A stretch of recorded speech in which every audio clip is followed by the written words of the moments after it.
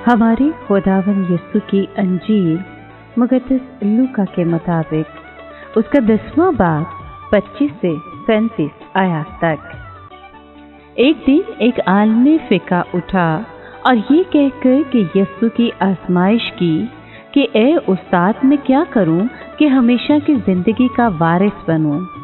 उसने उससे कहा कि शरीयत में क्या लिखा है, तू किस तरह पढ़ता है।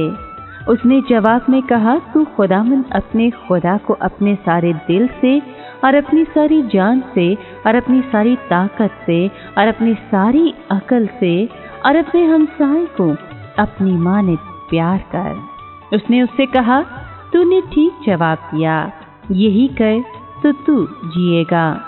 मगर उसने ये चाहकर कि अपने आप को रास्तबाज ठहराए, यीशु से कहा कि मेरा हमसाया कौन है।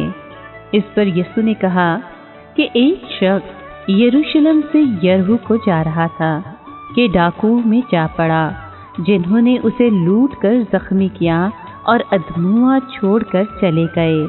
इत्तफाकन एक काहिन उस रास्ते गुजरा और उसको देखा और कतरा कर चला गया। उसी तरह एक लावी ने भी उस जगह आकर उसे देखा और कतरा कर चला गया।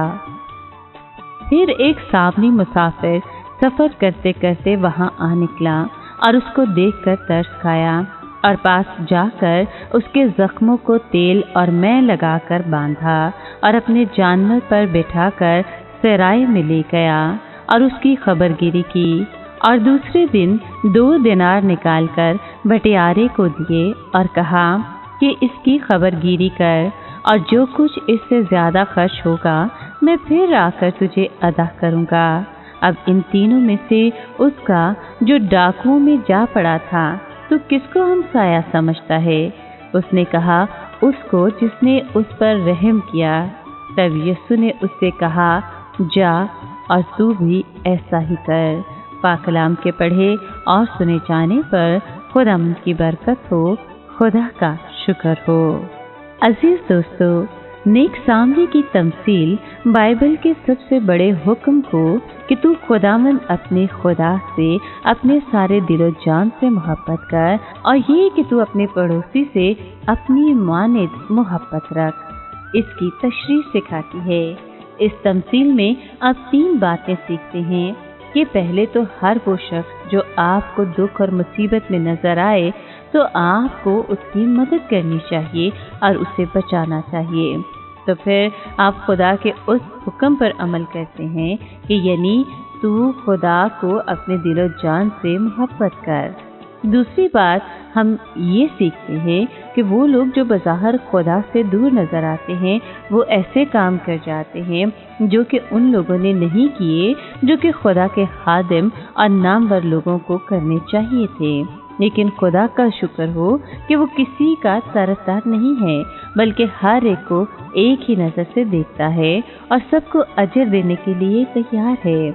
इस तमसील के मुताबिक खुदा के करीब आने के लिए ज़रूरी है कि आप दुखी और मुसीबत ज़दा लोगों की मदद करें, तो आप बड़ा अजर पाएंगे बनिस्बत उनके जो मुंह से सब बातें करते और अमल नहीं करते हैं।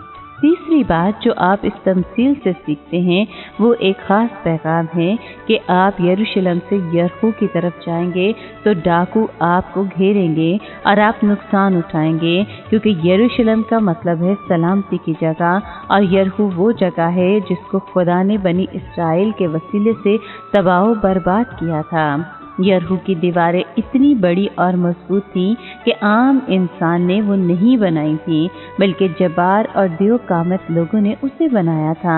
मगर मौजूदाना तौर पर बनी इसराइल के गिर्द 7 चक्कर लगाने और नरसंगा फूंकने से उसकी दीवारें गिर गईं और उसे बनी इसराइल ने फतह कर लिया। बनी इसराइल ने उसे तबाह कर दिया। खुदावंद के कलाम के मुताबिक यरीहो शहर को दोबारा बनाने वाले को मलाऊन कहा गया है, और ऐसा शख्स जो इस शहर की नींव डालेगा उसका पहलौठा बेटा मर जाएगा। उस शहर के फाटक लगाते वक्त उसका छोटा बेटा मर जाएगा, और जिस शख्स ने इस शहर यरीहो को दोबारा तामीर किया उसके साथ बिल्कुल वैसा ही हुआ जैसा कि खुदा के कलाम में लिखा था। ये वाक़या अखया बादशाह और एलिया नबी के दौर में हुआ। ये सारी तफसील बताने का मकसद ये है कि इस तमसील के मुताबिक अगर आप खुदा की कलीसिया का हिस्सा हैं तो आप यरहू यानी दोबारा दुनिया में वापस ना जाएं, और अगर आप ऐसा करेंगे तो शैतान आसानी के साथ आप पर हमला करेगा और आपका हाल बुरा हो जाएगा।